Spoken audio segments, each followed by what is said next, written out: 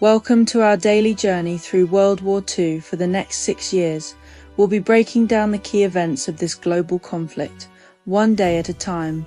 It's a powerful, sometimes difficult, but incredibly important story to tell. Let's begin with the day it all started. September 1st, 1939, the invasion of Poland. The day began in the pre-dawn hours of a crisp Friday morning. At precisely 4:45 a.m., without a formal declaration of war, Germany launched a massive full-scale invasion of Poland. This was the world's introduction to a terrifying new military tactic, Blitzkrieg, or lightning war. It was designed to be swift, shocking, and utterly devastating.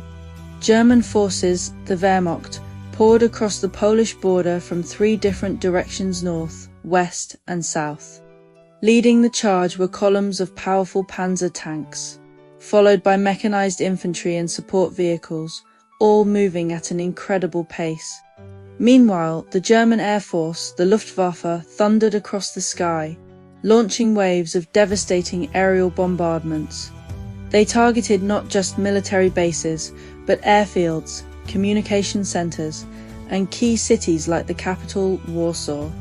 The goal was to destroy Poland's ability to respond before its military could even fully mobilize.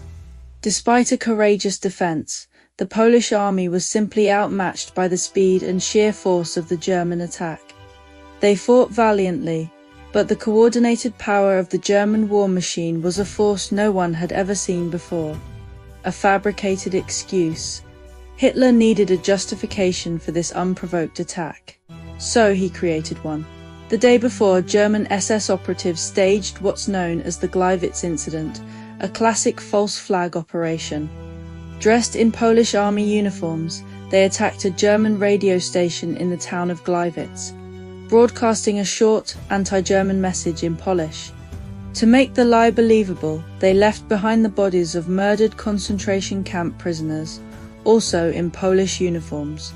The plan was so cynical that the bodies were referred to by the code name canned meat. Hitler then went on the radio and claimed his invasion was a defensive response to a supposed Polish attack.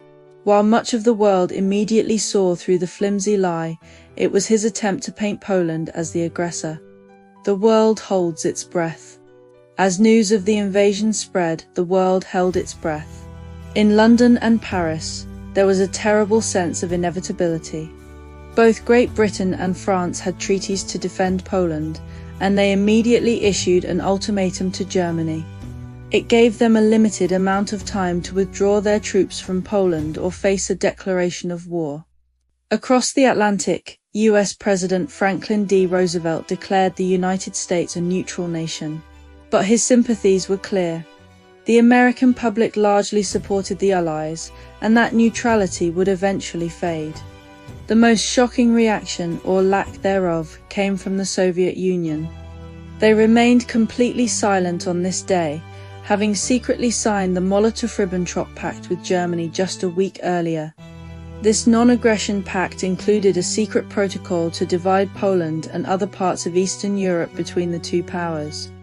The Soviet invasion of Eastern Poland would come just over 2 weeks later. By the end of this single, pivotal day, the fragile peace that had held since World War I was completely shattered. The invasion of Poland marked the undeniable beginning of World War II, a global conflict that would fundamentally change the course of human history. And that's just day one. Tomorrow we'll cover September 2nd, 1939. We'll find out what happens when Germany ignores Britain's and France's ultimatum. Will they follow through on their threat to declare war? You'll have to come back and see.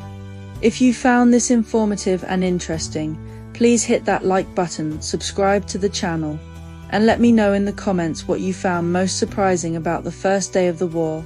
Thanks for watching, and I'll see you tomorrow.